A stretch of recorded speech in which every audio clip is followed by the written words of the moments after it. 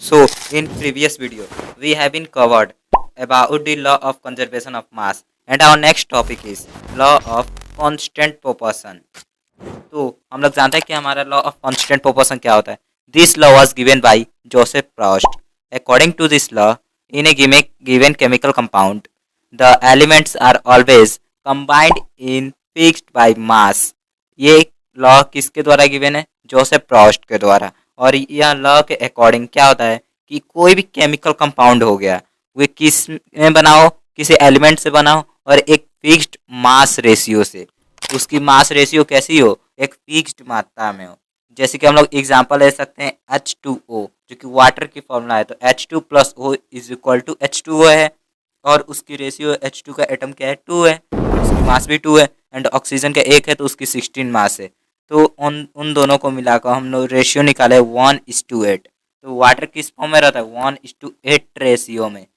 तो हम लोग समझ गए कि लॉ ऑफ कांस्टेंट प्रोपोर्शन क्या होता है. We move to the next topic, and the third topic is law of multiple proportion, and this law was given by Joseph John Dalton.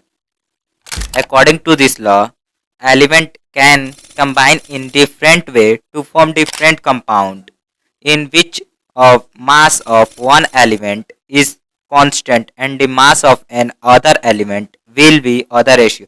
मतलब कि ये गिवन किसके द्वारा है लॉ? जोसेफ जॉन डेल्टन के द्वारा. और जॉन डेल्टन कहते हैं क्या है कि जो कोई भी एलिमेंट हो, इस अकॉर्डिंग इस लॉ के द्वारा कोई भी एलिमेंट हो, वे क्या होता है? कंबाइन होता है एक अदर एलिमेंट से और फॉर्म करता है कंपाउंड. यदि एक एलिमेंट का मास हम लोग फिक्स्ड रख दें, मतलब कांस्टेंट रख दें, और जो दूसरा है मास मास उसकी हम लोग यदि चेंज करते हैं तो वे क्या देता है? एक सेम रेशियो में, मतलब कि अलग अलग डिफरेंट मास रेशियो में वे बदलता जाएगा. सेम रेशियो किसका रहेगा? सेम वे रहेगा जो हमारा फर्स्ट कंपाउंड है.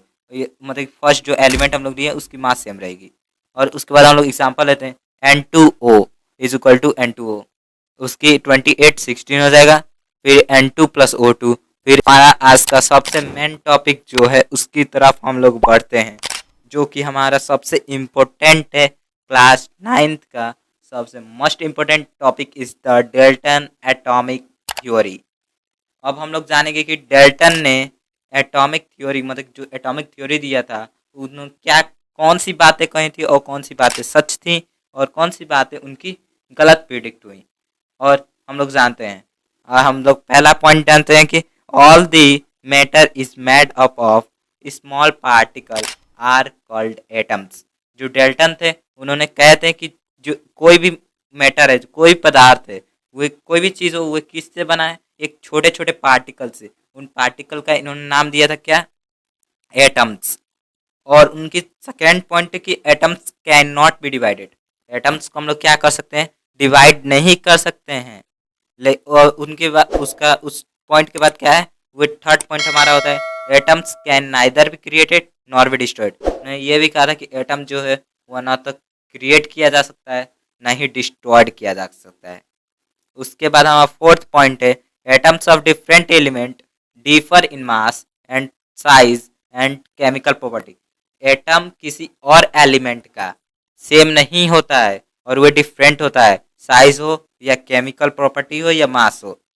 और हमारा फोर्थ पॉइंट है, फिफ्थ पॉइंट है atoms of the same element have same atomic mass, size and chemical property. और उनकी फिफ्थ ये थी कि कहा था कि एटम जो है यदि सेम एलिमेंट का है तो उनकी मास, साइज और केमिकल प्रॉपर्टी सेम होगी. और उसके बाद हमारा फिफ्थ पॉइंट है atom of the same element can combine in more than one ratio two form more than one compound. Atom of same element, same element का एटम जो है वो कंबाइन हो सकता है एक से अधिक, मतलब कि रेशियो फॉर्म कर लेगा. यदि अलग अलग कंपाउंड बनाएगा तो अलग अलग रेशियो फॉर्म करेगा. और इनकी कुछ ड्रॉबैक्स हो गई थी, तो इनकी ड्रॉबैक हम लोग देखेंगे. तो ड्रॉबैक क्या थी? Drawback of Dalton's atomic theory. First is that atoms can be further divided into small particles. Atom जो है वो स्मॉल पार्टिकल में डिवाइड हो सकते हैं, जिसे बोला गया fundamental particle of an atom. उनके 3 नाम है. पहला इलेक्ट्रॉन, दूसरा प्रोटॉन, तीसरा न्यूट्रॉन. फिर हमारा सेकेंड पॉइंट है, in the case of isotopes atom of the same element have different mass. जो आइसोटॉप होते हैं उनकी डिफरेंट मास होती है, लेकिन उनकी क्या होती है, एटॉमिक नंबर सेम रह जाती है। तो उनकी ये भी गलत हो गई थी एक थ्योरी। फिर बोले थे उन्होंने, the atoms of different elements have the same mass in the case of isobar. Isobar के केस में क्या होता है, जो मास होती है वे सेम रह जाती है और एटॉमिक नंबर डिफरेंट हो जाता है। उनकी ये भी थ्योरी क्या हुई थी, गलत हो गई थी। जो पीछे एक थ्योरी दिए थे उन्होंने कि atom of the different elements have different mass, लेकिन यहाँ पे atom of the different elements सब सेम मास हो जा रहा है आइसोबार में। तो ये भी थ्योरी प्रूफ कर रही है आइसोबार की कि उन्होंने की जो प्रिडिक्शन थी वह गलत थी, जो उन्होंने थ्योरी दी थी वह गलत हो गई थी, प्रूफ थी, गलत हो गई थी। और उसके बाद हम लोग देखेंगे डेल्टन ने जो एलिमेंट प्रपोज किया था उसकी हम लोग क्या देखेंगे, सिंबल्स। और हम लोग अपने नेक्स्ट वीडियोज में